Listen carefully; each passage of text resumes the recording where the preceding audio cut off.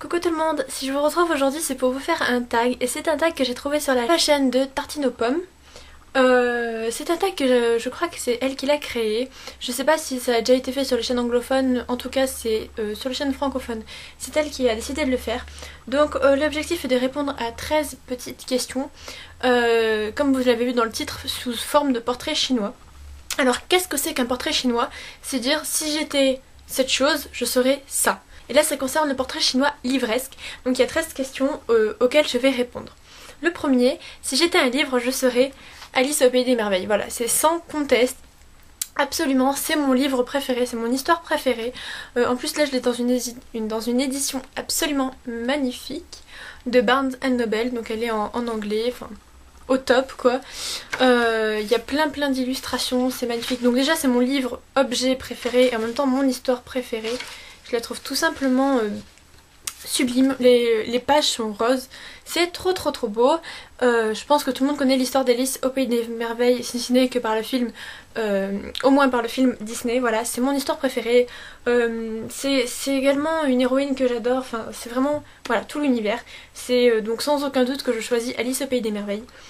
C'est voilà, c'est si je devais relire une seule histoire, ce serait celle-ci parce que je pense qu'on découvre tout le temps des choses en la lisant, encore plus dans une autre langue. Je pourrais la lire dans toutes les langues possibles en fait. Et j'adore, je dois lire le tome 2 cet été, il y a une suite. Voilà, je connaissais depuis toute petite le premier tome mais pas le second. Et voilà. Si j'étais une couverture, alors vous allez voir que en fait ça va être le tag de la dualité en fait. Parce que moi c'est hyper dur de choisir, il y a toujours deux côtés qui s'opposent. Voilà, il n'y a pas de juste milieu on va dire avec moi. Et donc il y en a deux, même s'il y en a une qui me correspondrait peut-être un peu plus. Donc celle que j'avais pensée en première est Cruel Beauty de Rosamund Hodge. Comme vous pouvez le voir il y a du rouge et du noir. Je suis en noir avec des ongles rouges. Voilà, donc j'ai même pas fait exprès d'ailleurs. Mais voilà, c'est vraiment des couleurs que j'adore. J'aime beaucoup les symboliques, les escaliers, la rose, la fille qui descend, voilà, qui cherche. C'est extrêmement quelque chose qui me correspond, mais voilà, je me suis dit aussi que j'avais une personnalité plutôt pimpante. Certes mon style de voir la vie est plutôt dans ce côté là, mais en tant que personnalité moi-même je me qualifierais plus donc de ceci. Voilà, The Land of Stories, The Wishing Spell, donc plutôt la couverture VO, pas la couverture française. Je la trouve absolument colorée, géniale. Il y a tous les contes de fées, c'est juste mon univers, les contes de fées, j'adore ça. Vous voyez, il y a vraiment tout plein de couleurs. C'est magnifique, il y a des châteaux, il y a des princesses, il y a une maison en bonbons, il y a vraiment tout pour me plaire dans cette couverture. Voilà, ce serait donc les deux couvertures que si je devais en être une, je serais soit l'une soit l'autre, selon ce que je voudrais raconter. Si j'étais une maison d'édition, toujours pareil, si je devais en choisir qu'une, ça serait vraiment trop difficile. Alors c'est un peu la triche en fait, j'arrive vraiment pas trop à faire ce tag correctement. J'hésiterais entre Pocket Jeunesse, parce que c'est vraiment des livres qui m'ont touchée, qui, je suis sûre, on va dire quasiment à 90%, que quand je vais acheter un livre Pocket Jeunesse, je suis sûre que je vais l'apprécier. C'est pas tout le temps le cas, mais c'est souvent le cas. Et c'est un peu la même chose avec la collection R. Voilà, pourquoi je serais celle-ci? Parce que pour l'originalité de la collection R, elle a su se renouveler et faire quelque chose d'original, parce que forcément n'ont pas toutes fait toutes les autres maisons d'édition. Elles ont su donc voilà attirer un nouveau public aussi. Je pense que c'est l'une des premières maisons d'édition qui a attiré un public beaucoup plus jeune adulte, voilà, exactement. Et d'un autre côté, Pocket Jeunesse font des trucs vraiment très addictifs comme lecture, c'est vraiment très prenant. Voilà. Ensuite, si j'étais une auteure, là ça a été très facile de choisir, je serais Kate Clark. Alors pourquoi? Parce que ces trois romans ont été trois coups de cœur, déjà, mais c'est vraiment pas forcément pour les histoires, mais pour son style d'écriture. Elle a un style de fou dans le sens où elle vous laisse un suspense de dingue. C'est pas du tout des thrillers ces livres, mais ces histoires vous rendent fou, et notamment pour les fins. Il n'y a que les fins de Kate Clark que je trouve mémorables, que je peux me rappeler quasiment de toutes les fins de ces 4 romans que j'ai lus. Je n'ai pas Revanche parce qu'il est en français dans ma bibliothèque, j'ai pris que ceux en anglais. Mais voilà, si je devais être une auteure, je serais Kate Clark. J'admire la manière dont elle écrit ses romans, j'admire les fins qu'elle nous fait. Et voilà, si je devais être une auteure, ce serait Kate Clark. Si je devais être un best-seller, je serais... bon, certes, il y a plusieurs tomes, mais ça reste un best-seller. La saga Insaisissable de Tahir et ma fille. Alors, c'est pas marqué sur la couverture, mais c'est bien marqué. Je vais vous montrer ça quelque part. C'est pas marqué là, c'est marqué sur le dernier tome que je suis en train de lire. voilà, que c'est un New York Times best-selling. Voilà, c'est marqué ici aussi. Donc voilà, c'est certain, je pense que je serai insaisissable avec le premier tome Shatter Me. Ensuite il y a Unravel Me et Ignite Me, tout simplement. Voilà, ces couvertures sont absolument divines. Bon, c'est pas pour ça que je serai ces livres là, mais voilà, c'est une saga que j'adore. Et donc si je devais être un best-seller, je serais ceci. J'aimerais qu'il soit beaucoup plus connu, franchement j'aimerais bien qu'il soit même adapté au cinéma peut-être. Mais voilà, c'est vraiment une saga, un best-seller que j'adore. Je suis en train de lire le troisième et dernier tome et j'avais oublié à quel point c'était juste génial. Si vous n'avez pas lu cette saga, je vous le conseille vraiment. Si vous avez plutôt un bon niveau au niveau de l'anglais, franchement foncez, c'est pas si compliqué, ça m'a même étonnée. Le premier est d'ailleurs plutôt court, c'est vraiment le deuxième qui relève le niveau, on va dire. Mais voilà, c'est vraiment génial comme saga et vous serez pas déçus. Ensuite, si j'étais un personnage féminin, alors là je vais pas du tout être original, vraiment pas. Un personnage féminin que j'admire, à qui je rêve de ressembler, que ce soit Hermione Granger d'Harry Potter, tout simplement parce que déjà je la trouve très intelligente et très douée et on s'est souvent moqué d'elle dans la série, notamment au début, parce qu'elle était intelligente et c'est vrai que j'ai plutôt un bon niveau au niveau des cours et j'ai subi ce genre de remarques aussi d'intello, on va dire, et c'est vraiment pas très agréable, mais elle arrive à les remonter et j'ai trouvé ça génial. Elle arrive à se faire accepter telle qu'elle est et elle a un courage, elle a une intelligence qui la rend exceptionnelle. Et voilà, c'est pour ça que j'aimerais bien lui ressembler, que je l'admire beaucoup. J'admire sa place, j'admire ce qu'elle fait, j'admire sa place en tant que femme dans Harry Potter. C'est juste quelqu'un que j'admire. Après, si je devais choisir quelqu'un de moins original et de moins connu, je choisirais Cassie, donc de la 5e vague. Déjà pour la ressemblance avec le prénom, je m'appelle Cassandra. Et tout simplement parce que j'aime bien la manière dont elle survit à ce monde post-apocalyptique. Je pense que si le monde venait à s'éteindre, j'aimerais beaucoup lui ressembler parce que je la trouve très courageuse, très forte. Elle a perdu quasiment toute sa famille et voilà, c'est quelque chose que j'admire énormément chez elle. Elle est très forte, très courageuse. Voilà, elle est juste exceptionnelle et d'ailleurs j'ai hâte de voir son adaptation en film, le second tome qui sort en novembre. Voilà. Ensuite, si j'étais un personnage masculin, donc j'ai beaucoup hésité pour celui-ci, puis finalement je me suis rappelé à quel point j'avais aimé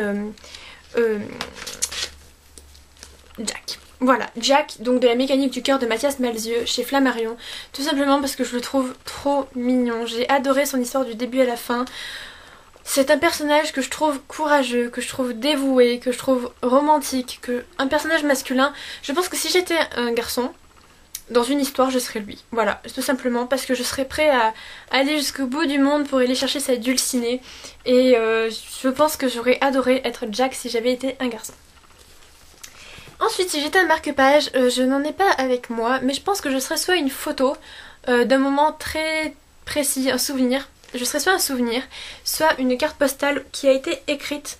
Voilà, pas juste une carte postale achetée par moi-même, mais vraiment quelqu'un qui me l'a envoyé. Je veux quelque chose de très sentimental en marque-page. C'est rare que j'en utilise parce que je suis très maniaque avec mes marque-pages. J'adore qu'ils ressemblent à mes couvertures, tout simplement. Mais voilà, du coup c'est vrai que si j'étais marque-page, ce serait sûrement une photo. Si j'étais une 4e de couverture, sur le coup je pensais choisir un autre livre que je vais vous présenter, mais finalement j'ai choisi la 4e couverture de La grammaire est une chanson douce. Pas sur la forme de la 4e, mais sur le fond. Il faut absolument que je vous la lise, elle est un petit peu longue, mais je vais essayer de faire ça correctement. C'est un extrait du roman, du petit roman, et c'est un de mes passages préférés. À chaque fois que je le relis, j'ai limite les larmes aux yeux, donc il faut que je la lise. Donc pour ceux qui ne savent pas, parce que ça fait plusieurs fois maintenant que je vous présente ce livre, c'est l'histoire de Jeanne qui va avec son frère traverser l'Atlantique en avion. L'avion va se crasher et ils vont atterrir sur une île des mots. Et ils ne vont plus savoir parler, donc on peut voir cette île avec les petites lettres dans l'eau. Ils ne vont plus savoir comment parler, ils ne savent plus parler la grammaire, la conjugaison, même les sons, il n'y a plus rien qui sort. Et elle va réapprendre à savoir comment fonctionne notre langue française. C'est un roman trop beau, surtout c'est un bel hommage à la langue française. Et là notamment à une jolie petite phrase, et je vais vous la lire. Elle était là, immobile sur son lit, la petite phrase bien connue, trop connue, je t'aime. 3 mots maigres et pâles, si pâles. Les 7 lettres ressortaient à peine sur la blancheur des draps. Il me sembla qu'elle nous souriait, la petite phrase. Il me sembla qu'elle nous parlait. Je suis un peu fatiguée, il paraît que j'ai trop travaillé. Il faut que je me repose. Allons, allons, je t'aime, lui répondit monsieur Henri. Je te connais. Depuis le temps que tu existes, tu es solide. Quelques jours de repos, et tu seras sur pied. Monsieur Henri était aussi bouleversé que moi. Tout le monde dit et répète je t'aime. Il faut faire attention aux mots, ne pas les répéter à tout bout de champ, ni les employer à tort et à travers, les uns pour les autres, en racontant des mensonges. Autrement les mots s'usent, et parfois il est trop tard pour les sauver. Voilà, donc moi c'est un passage qui me touche énormément, voilà, je trouve ça génial. Je trouve que en fait cette quatrième de couverture pourrait faire le roman à elle toute seule. C'est vraiment, voilà. Si vous ne l'avez pas lu, franchement, je vous le conseille, c'est très court, ça prend pas beaucoup de temps, voilà, ça fait 150 pages à tout casser, il coûte 5 €, vous pouvez le trouver chez le livre de poche. Voilà, si vous aimez la langue française, n'hésitez pas. Donc pour ceux qui ne connaissent pas Eric Orsena, il fait partie de l'Académie française, donc on comprend pourquoi ce choix. Mais voilà, c'est un peu jeunesse, mais pas tant non plus, ça se lit à n'importe quel âge je pense. Si j'étais un accessoire, je serais de la lumière, parce que je pense que de la lecture sans lumière, c'est complètement inutile. On est d'accord. Mais je serais pas n'importe quelle lumière, je serais une guirlande lumineuse. Voilà, je serais une guirlande lumineuse avec plein de couleurs, de petites boules de lumière jaunes, blanches ou colorées tout simplement. Voilà, tout simplement, je trouve ça vraiment trop beau autour d'une bibliothèque. Je trouve que ça fait tout de suite beaucoup plus de vie, beaucoup plus de chaleur, et je serais donc une guirlande lumineuse. Si j'étais un booktuber, à vrai dire j'en serais deux. Pareil au niveau de dualité de la personnalité, il y a deux personnalités qui s'opposent. La première serait Poland Banana Books, voilà, c'est une youtubeuse anglophone qui est complètement déjantée. Si vous êtes sujette aux migraines comme moi, ça va être difficile pour vous de l'écouter parce qu'elle crie tout le temps, mais elle est tellement passionnée, tellement euphorique dans ses vidéos, on voit qu'elle aime ce qu'elle fait. Elle est totalement folle quand elle parle de ses livres. Donc j'essaierai de vous mettre soit un extrait de la vidéo ici si j'y arrive parce que j'ai encore du mal avec le logiciel. Sinon bien évidemment je vous mets le lien de sa chaîne en barre d'infos, elle est fabuleuse. Donc si vous êtes plutôt calé en anglais, je vous la mets en barre d'infos. Et la deuxième chaîne c'est aussi une chaîne en anglais que voilà je voudrais vous faire découvrir. C'est Cassidy Voynich. Je sais pas si ça se prononce correctement mais c'est une fille que je trouve vraiment trop mignonne. Elle est toute calme, toute gentille, toute posée, toute... Une fille modèle j'ai envie de dire, dans le sens où elle est très... C'est très agréable de l'écouter aussi. Ces livres qu'elle présente m'intéressent tous, donc voilà.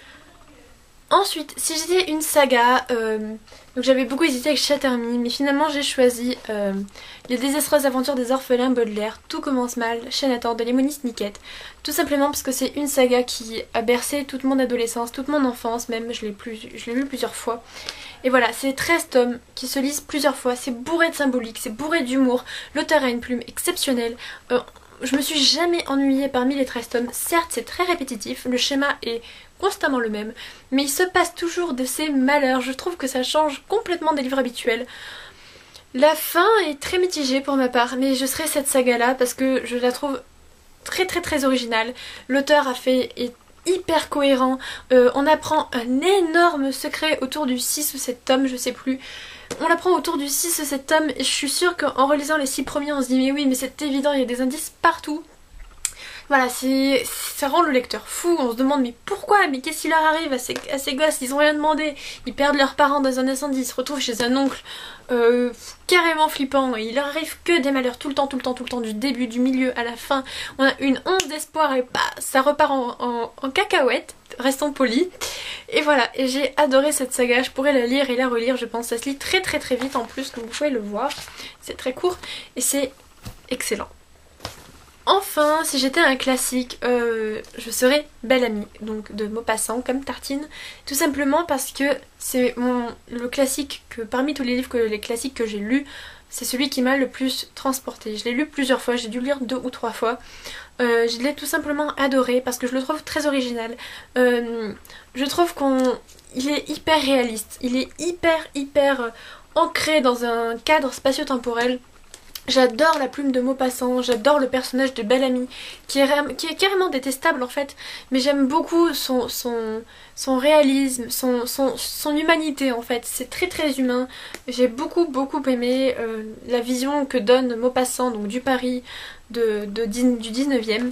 C'est excellent, en plus ça se passe dans mon époque préférée. Voilà, dans mon siècle préféré, donc le 19e siècle, et c'est juste génial. Que vous dire d'autre? Voilà, si vous ne l'avez pas lu, c'est vraiment un classique que je vous recommande. Et si vous ne savez pas par où commencer par les classiques, c'est également un classique que je vous recommande parce qu'il n'est pas spécialement long, il fait 300 pages, mais c'est plutôt écrit de manière claire. Et c'est très narratif, il n'y a pas du tout de... C'est pas barbant, c'est pas lourd, c'est pas des longues phrases incompréhensibles, non. C'est très moderne comme écriture et moi j'adore.